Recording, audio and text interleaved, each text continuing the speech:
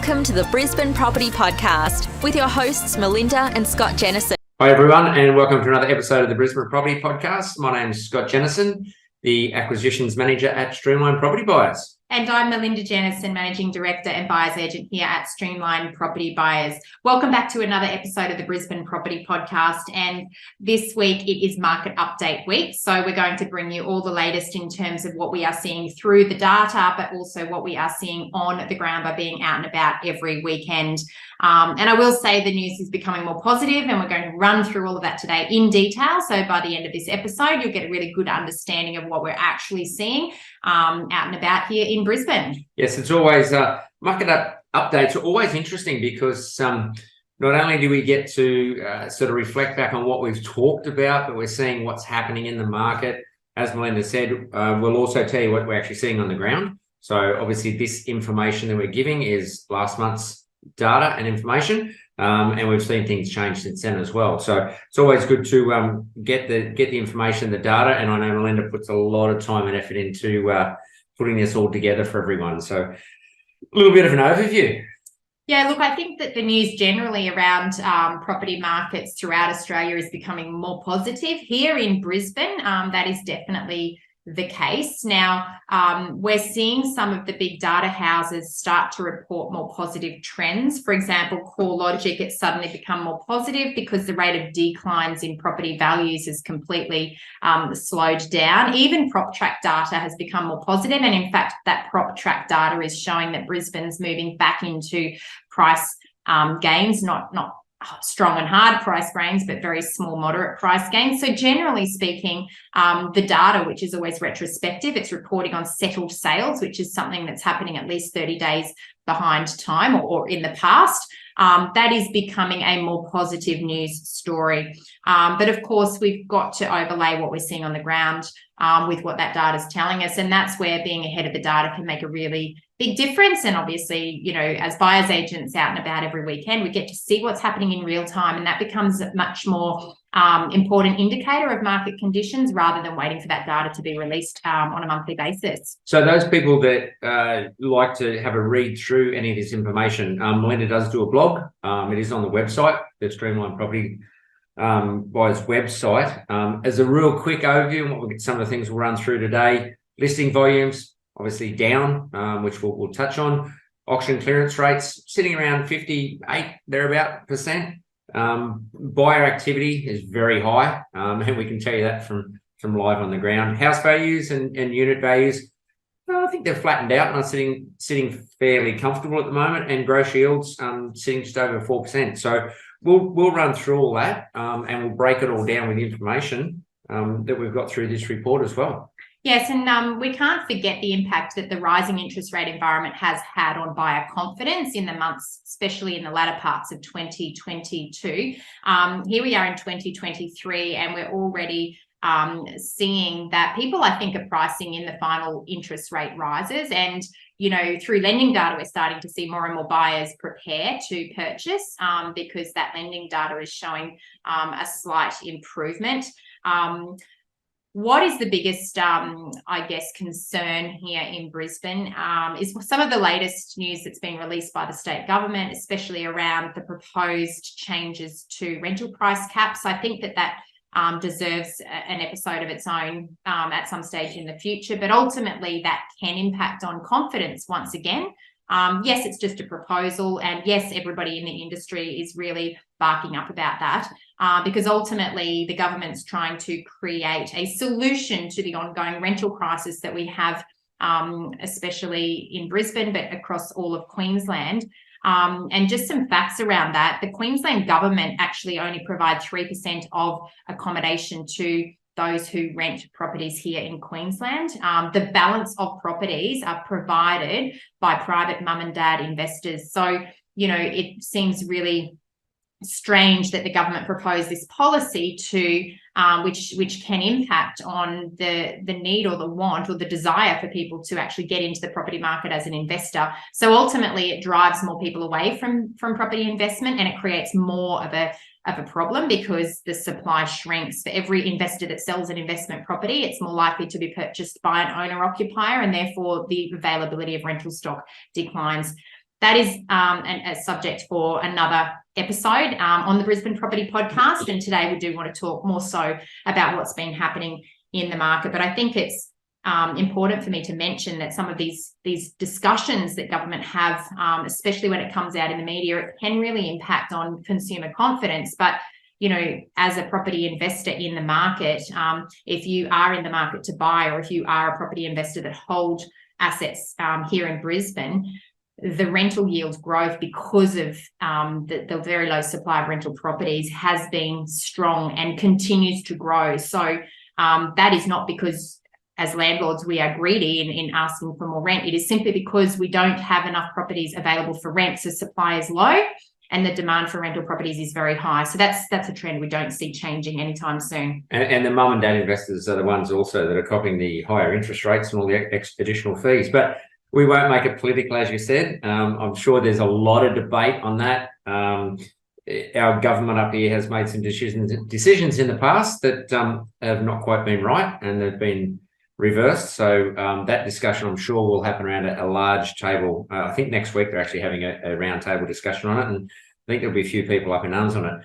A little bit of probably a positive one for the government side of things is obviously the announcements, state government and federal government striking a deal of $7 billion to put towards the 2032 Olympics and the Paralympics. That's a massive injection of funds into the economy up here and the infrastructure into Brisbane. I actually did hear another one just a little while ago on the radio, on the news, that they've struck a deal with the University of Queensland for I think it's a high performance training centre for Paralympians to be built up here in Brisbane as well. So that's great news. There's a lot of hype starting to happen up here in Brizzy, around the place about the Olympics coming up. So I know it's still 9-10 years away, but there is a lot of talk and a lot of things happening, and a lot of infrastructure that will change Brisbane, I think, dramatically. Absolutely. Brisbane will become a global city, and we are already on the map, and Brisbane already is getting a lot of international exposure, being rated one of the most livable cities in the world, the new world city. It's definitely having a positive impact on boosting our local economy, and economic activity will only strengthen off the back of the injection of such huge volumes of cash towards infrastructure development in the lead up to the games. It obviously creates jobs. It creates that infrastructure that enables people to move around more freely. It's the sort of thing that will actually change a city. Brisbane's definitely growing up and will continue to do so over the next 10 years. So with Brisbane being we'll call it the number one city, the livable city that everyone wants to live in, getting into the property, let's jump into listing volumes, because obviously that will have an impact on people trying to buy property up here, and listing volumes are down again. Yeah, it's tough. It really is tough for people that are looking for property on realestate.com or Domain. CoreLogic data confirms that total listings are down 29% compared to the 5-year average. So if we look just over the last 12 months, the number of new listings, has plummeted 22.4%. So there's not a lot available to buy, and that's possibly because sellers are quite nervous. There's no need to sell. There's no motivation to sell when they believe that they're not going to get the best possible price. So sellers are really holding tight, and they're waiting for some indicators to become more positive so that they can actually feel confident about achieving a strong price, when they are looking to sell. So listings are low, and we're not really seeing any change in that. Certainly we're not seeing anything on the ground that's changing that would reflect through in the data anytime soon. And obviously then on top of that, with listing numbers really low, we are seeing high buyer activity. So there's a lot of buyers out there. We're going to opens, auctions, numbers are up. We're seeing a lot of people in the right location, and we keep talking about the locations. But the right locations, people are wanting to buy good properties, and we are seeing that buyer activity quite high, and the numbers are high. Lots of shoes outside of open homes. Yeah, and look, if we just want to loop back to listing volumes for 1 second, I know that some of that big CoreLogic data does report on Brisbane wide. That's Greater Brisbane listing volumes. I will say when we look at some PropTrack data, it can be a little bit more granular, and looking at a suburb level, we can see that some suburbs are actually seeing more listings hit the market, and those suburbs include Greenbank, Park Ridge and Burpengary East. There's been a surge in new listings in those sorts of locations, whereas suburbs including Thornlands, Eagleby and Callum Vale have actually seen listing volumes plummet. So it is not citywide, and like everything, what might be happening to property values is not citywide. It's property specific or location specific. So please keep that in mind. You must understand the more granular information if you're relying on data to support a purchasing decision. Yeah, I think that comes back to what I mentioned earlier with that location. It's very location specific, where we're seeing the numbers, either listings, buyer activity, and what's happening in that market, really down to that specific locations, where you're looking in different areas. And look, I think, when it comes to that buyer activity, that's probably also true. We are very active within the Brisbane City Council region, which is typically the inner 15 to 20 kilometre ring around the CBD. In that ring, in the auctions that we're attending, there's certainly a higher volume of people attending auctions. That's being supported by the data. We're seeing an increase week on week in the volume of registered bidders. Remember, in Queensland, you must be registered to bid at an auction, and that volume has been increasing. And we can look at Apollo auction data, for example, that shows that, on average, there were 4.9 registered bidders in February compared to 2.5 registered bidders in January across all of the auctions that they held. So definitely an uptick in firm buyer activity. But as well as that, we can see the number of people actually lifting the paddle, so those that are registered that are actually bidding, is also increasing month on month. So all indicators that the market's becoming a little bit more confident, buyers are a little bit more active in the market, and I think that's following through in clearance rates.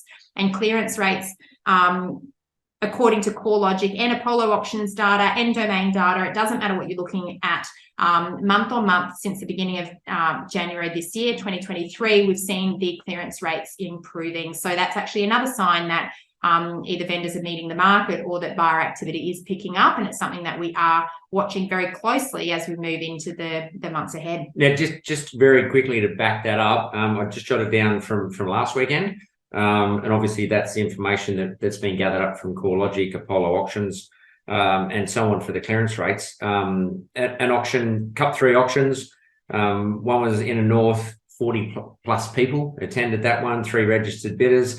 Another one on the south side, 50 plus registered groups, 50 plus groups, 7 bidders.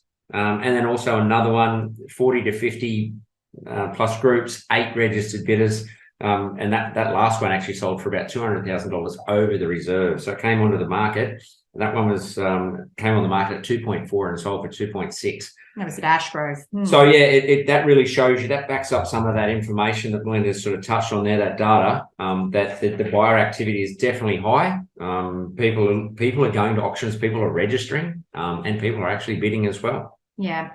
And look, I think that there's intent. We can look at some data by PropTrack where buyer activity appears to be much stronger compared to the latter months of 2022 today. So if we look at buyer activity according to the number of people interacting with real estate listings per property, that has increased across the first 3 months of 2023. And when we compare that to the latter months of 2022, an increase of 19.4% of interested buyer activity per listing here in Brisbane. So, that's pretty strong. All of these indicators lead to, or confirm what we're seeing on the ground, and that is that buyer activity is a lot stronger than it was in the latter months of 2022. And for those people that don't like auctions, multi-offers are happening again. So yeah. I think I prefer an auction where you know exactly what people are paying, but multi-offers are actually happening again. Again, another one I went to on the weekend, there was 20 odd groups through there, 2 offers on it straight away and sold. So Saturday night talking to the agent, and that property has sold straight away, first open, and the property sold. Yeah, we're seeing the speed of the market increase on quality properties, and I think that's because low listing volumes mean that the concentration of buyers towards those properties increases, so there's more buyers per listing. An agent see no need to hold property viewings more than once. When they've got that interest from buyers, they will close offers pretty quickly, and therefore the speed of the market is increasing once again. So whether this is here to stay or whether this is just a transition phase, it's too early to tell, but all of the indicators at the moment are leading to, a market that's certainly a lot stronger than it was in the latter months of 2022. Right, let's jump into dwelling values. Dwelling values, Greater Brisbane, obviously, as we talk about. On this, I've actually done a little bit of homework myself on top of Melinda's work. And I know that we've talked about this in the past, that we talk about different types of research groups that have different information. So we've actually, Melinda does provide that CoreLogic and that PropTrack information. It's interesting to see the difference, but we can run through the dwelling values if you like. Yeah, so according to CoreLogic, across the month of February, that's up to the 28th of February, we saw dwelling values, which incorporates both houses, units and townhouses, decline negative 0.4%. Now, when we compare that to January, we had a decline of negative 1.4%. So big improvement in the rate of decline, that we're seeing deceleration in that rate of change. And we can also see deceleration in the quarterly rate of change as well, because at the end of January, the quarterly rate of change in dwelling values was down 4.8%, whereas by the end of February, that was 3.2% down. So definitely seeing property values, the rate of decline actually handbrake, if you like, and that's according to CoreLogic. But when we look at PropTrack data, actually it's a different story, and PropTrack dwelling data shows that Brisbane has reached a stabilisation period, in that we've got 0.12% growth across Greater Brisbane in dwelling values across the month of February. So again, depending on which data house you like to rely upon, we've seen one with very moderate price changes of negative 0.4%, and then the other with very moderate price gains of 0.12%. So CoreLogic median value there is $694,495, and PropTrack is $716,000. And look, we always like to be a little bit more granular, because a dwelling is not representative of the market. We like to actually break that down into houses and units, as you know. So when we look at the housing data, both CoreLogic and PropTrack are again showing slightly different trends. CoreLogic showing that housing values declined negative 0.4% across the month of February. PropTrack showing housing values increased 0.09% across the same period of time. So again, both fairly modest changes, nothing to write home about in either direction, but certainly showing stabilisation of Brisbane property values more than anything else. Yeah, not a lot of difference in those. 767,780 is your median value from CoreLogic, and 798,000 for PropTrack. So we break that down. Obviously, the next section is the unit values.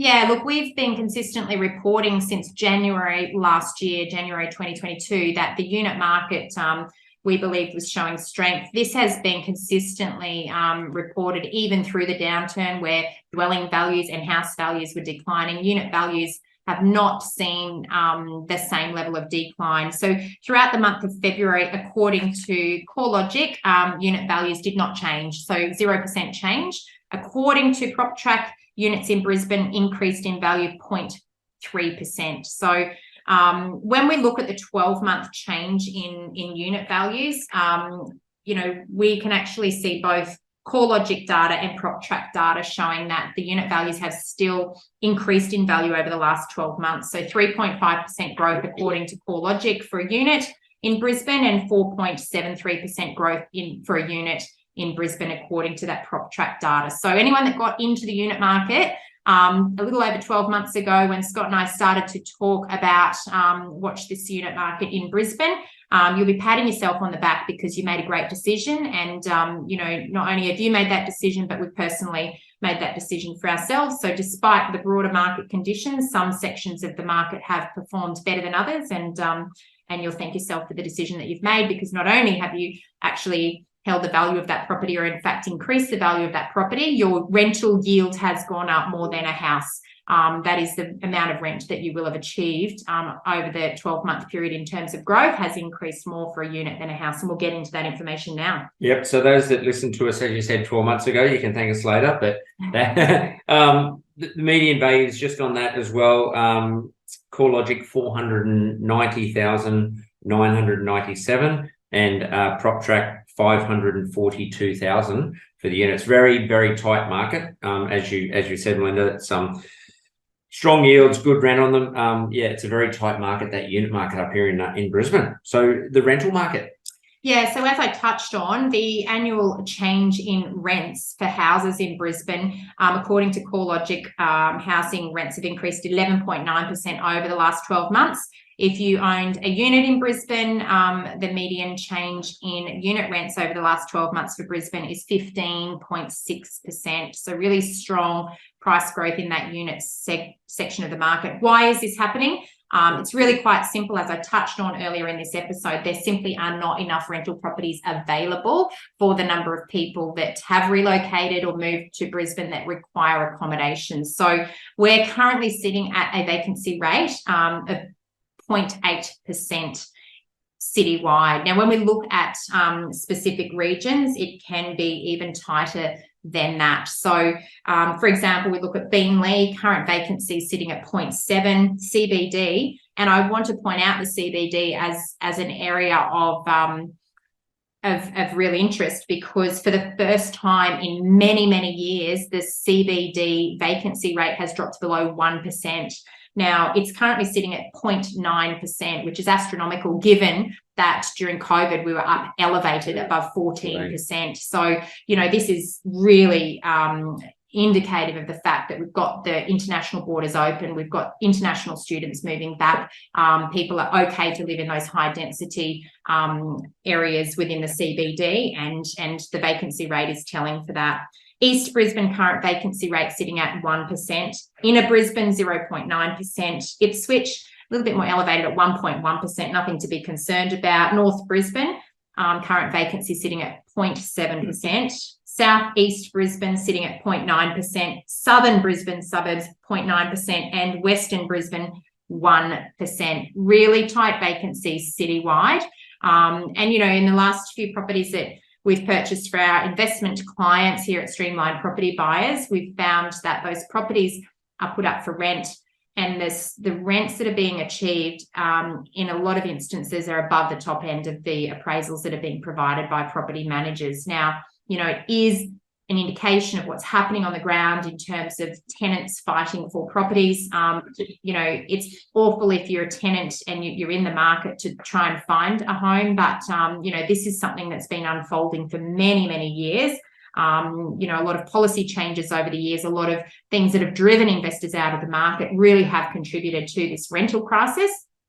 And it doesn't look like it's going to improve anytime soon. And in fact, Scott and I attended a breakfast just last week with Property Investment Professionals of Australia, some fantastic speakers talking about there really is no short-term solution that can be provided. So we can expect more pain in this area for those tenants that are looking to find a home, because there's no immediate solutions available, and we need to make some big decisions around how do we make more properties available for rent when 97% of Queensland's rental accommodation is provided by private mum and dad investors, and those investors are being crucified by some of the decisions that the government are proposing. It drives more and more of those investors out of the market and potentially causes more and more of a supply issue for those rental properties. So if you're one of those investors that's in the market, it can only benefit you in the fact that rents will continue to rise. And I think, any Band-Aid solution proposed by the government is very unlikely to get through when there's such an enormous amount of industry uproar. Yeah, I can't see that getting through. And from what we see here, and I think it's almost a no-brainer, but if you're an investor looking to get into a market at a good buy-in price, and you see the rental market the way it is, you'll get a tenant, you get a good return on it. I think it's a great opportunity going forward. What the market will actually return on that investment. Maybe that's a tip for a government to invest into some properties that they can actually rent out. But anyway, I'm not getting political again. So that'll probably go around that table next week, but I think there'll be a lot of things said, and I can't see them getting through on some of the policies they're talking about. So for the investors, that's always good news as well. Let me also give some good news for any property investors that may be looking to get into the market here in Brisbane. Let's not forget the opportunity that Brisbane provides for property investors. So when we look at what was happening back in the peak of the market here in Brisbane in July 2022, the gross yield for a house at that time was 3.2%. Today, the gross yield for a house is sitting at that's a good question. 4.1%. I'm sorry that took me so long. I was just looking at numbers. So the gross yield for a house across all of Greater Brisbane is now 4.1%. At the peak of the market, it was 3.2%. So huge recovery. And that's because of rental price growth, and also prices for houses have come off according to that median value. For units, when we look at the peak of the market, the unit market demonstrated a gross yield of 4.6% in June 2022 in terms of gross yields. Now the unit market across all of Greater Brisbane is sitting at 5.3%. So again, anyone looking to cover a lot of the cost of the interest repayments, you can achieve a much higher yield here in Brisbane. I'm not saying that the full cost of holding an asset will be covered by the gross yields, because there's a lot of expenses that come off the back of that. But it makes, holding a property more affordable in a rising interest rate environment when rents are also on the rise. So a little bit of a summary. We run through that. Obviously, as you can see, that the market seems to have stabilised a bit, I think. There's a lot of buyers, definitely a lot of buyers out there. What will it do? Well, I think the market is, with that many buyers out there, as we keep talking about that supply-demand side of things, that will just keep putting pressure on things. I can't see the government getting through on what we talked about. I'll leave that one. So I think all in all, the market is looking pretty solid. Rental properties, they'll run out at the moment because there's not enough of them in the market for people to rent. And obviously buyer activity is high and listings are low. So that's a bit of a summary in all, isn't it? Yeah, and I think let's not address the elephant in the room. There's a lot of doomsdayers out there that keep talking about this projected mortgage cliff. Now, in Australia, fewer than 30% of property owners actually have a mortgage. That is the fact. Property owners who have taken out a mortgage 2 or 3 years ago and have locked themselves into those fixed rates that will be expiring, they are the very tip of the iceberg, because they only will form a very small portion of property owners Australia-wide. They're going to impact people that are on lower incomes more than higher incomes. So it is not a broad brush that's applied to every single borrower. But that said, also, there is enough noise in this, in the media, in the commentary that we're hearing every single day, that anybody that finds themselves in this situation would already be making plans to either sell the property, or that is if they can't afford to hold it under a higher interest rate, or they may have savings to tap into. It's very unlikely that people will wait until the last minute when those interest rates click over without having yet considered, can we afford to pay these higher interest rates? So if anyone that is likely to be impacted by that tip of the iceberg scenario, where they're coming off low interest rates and moving straight into higher interest rate scenarios, will have already likely assessed their situation to know whether they need to sell. That said, if they do need to sell, there are enough buyers in the market at the moment that those forced sellers, if you'd like to call them that, they're not going to be selling at a discount, because there's enough buyer demand to actually purchase that stock at a decent price because of the competition that is in place in the market. So I think that when you really unpack the facts, that does give you an indication of the low risk that is associated with that, despite the commentary that you might be hearing. Yeah, and look, there's still some nervous buyers out there. It's interesting when I look at the bottom of your blog there, Melinda, and it's similar to what I was actually going to say. I just read ahead and realised what you'd actually written there. When you've got Warren Buffett says, be fearful when others are greedy, and greedy when others are fearful. I had someone talk to me the other day and not sure whether to buy or wait. And I just said, look, the best time to buy is when you can afford to buy. Absolutely. Now's a good time to buy. The market is still solid. There's a lot of positive sort of signs there. Brisbane is changing. Brisbane will grow and change dramatically. And it's exciting times. I think it's fantastic. Brisbane's going to blossom and jump out from behind Sydney and Melbourne, and look out. There's a massive 10 years in front of us, and I think it's really exciting times up here for Brisbane. Absolutely. I concur, and I agree with that messaging. The right time to buy is when you can afford to do so. Ignore the media attention based on short-term changes in a market. If you are an investor or a home buyer and you're looking to purchase, there's probably no better time than now, when some people are still sitting on the sidelines, because I think as soon as that news becomes more positive, we're going to see the buyer activity that's been building up jump back in, and it's going to be a really competitive, tough environment to be buying in. So, of course, if you need help, reach out to our team at Streamline Property Buyers. We are Brisbane market specialists. We know the intricacies of the Brisbane property market, and of course, we understand which pockets are performing in which ways, and so we can better position our clients according to local market conditions. Well, I think that's a bit of a wrap on the market update. Hopefully that's given a lot of information, a lot for people to think about and talk about. We've got some really exciting episodes coming up in the next few weeks. We've got some guests coming up. We've got some other news and some interesting information coming up about how to choose buyer's agents and things like that. So really look forward to chatting and sharing information with everyone. Hope it does help for the people who are out there looking to buy property. I will let Melinda wrap it up as I normally do, and talk to you again next week. Thanks very much, and bye for now.